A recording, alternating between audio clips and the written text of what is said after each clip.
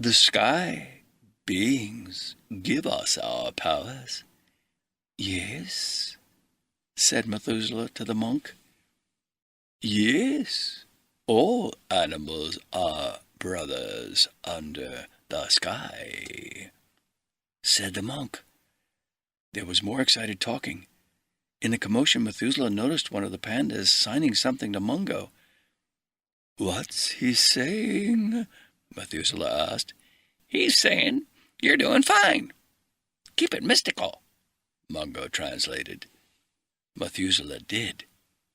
He told how many animals had received mystical powers and how they were charged with the responsibility of saving Earth. He explained how the animals had gathered in a secret town and that they needed the pandas to come with them since their wisdom would be appreciated. The monks listened carefully. While they clearly were in awe of the Zoonauts, it was also obvious that they didn't want to give up their pandas. The old monk looked unhappy. As the monks talked, Methuselah learned more through Mungo's translations. The pandas were named Tsing Tsing and Ling Ling. They were a mated pair, which meant they had been living as a couple in the forest until the night the bright light hit them. They awakened before the aliens could capture them and fled westward until they came to the monastery. The monks were very good to them, but the head monk did not want them to leave. They were virtual prisoners until the Zoonauts arrived. Now there was a good chance the monks would keep the Zoonauts too. I wondered about that, said Laika, who watched the two monks closing grills over the windows so perhaps Methuselah and Mungo could not fly out. I thought they would consider us spies, not captives, replied Methuselah.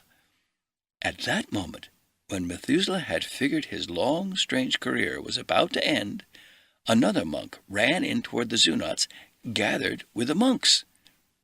It was Cody. He had traded his ragged sack tunic for a monastic robe. Clearly, he was a master of disguise.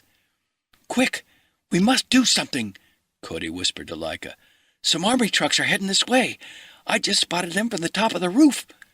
The Zoonauts didn't have much time to question what Cody had been doing on the roof, or how he got his new clothes. Oh, what, please, did this novice just tell you? Asked Sing Sing. He has seen a great vision that you must leave with us immediately, said Laika. If I can. Look, shouted Cody in flawless Chinese. Everyone ran to the windows. Methuselah flew over and perched where he could see out.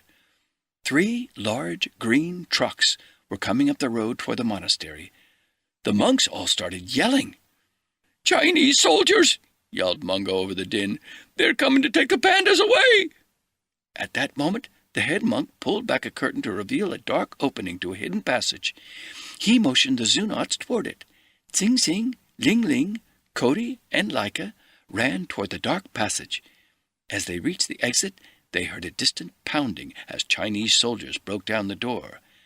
The head monk turned to us, and then he spoke in almost perfect English.